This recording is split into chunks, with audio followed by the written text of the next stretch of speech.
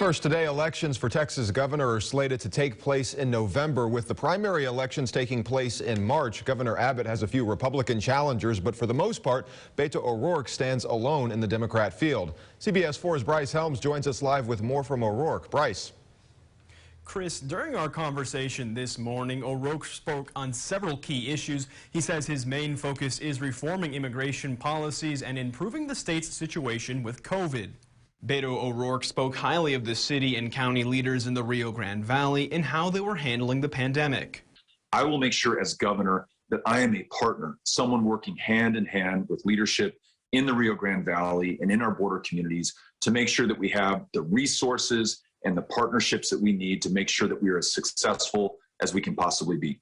O'Rourke says he would be better about listening to the needs of the Valley. The Valley really has the answer for the state of Texas. Unfortunately, Governor Abbott sees the Rio Grande Valley and border communities as a threat. That's why he comes down to the Valley to take pictures in front of the border wall and to describe the military response that we need to have. O'Rourke says while the immigration laws for the country needed to be reformed, Governor Abbott has made it into a political issue. Make sure that we have the policies and the resources to have order at the border and to make sure that anyone coming to this country follows the law of the land. I know that we can do it, and that doesn't have to be something that divides us along party lines. With Omicron causing the most number of new COVID cases ever, O'Rourke says he would more closely follow CDC guidance to slow the spread in Texas. It's the only way that we'll be able to get this economy going the way it should be, protect the lives of the people in our lives, and make sure that everyone is safe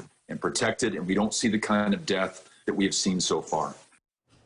Primary elections take place on March 1st. In order to vote in the primary elections, you have to register to vote by January 31st. Working for you in the newsroom, I'm Bryce Helms.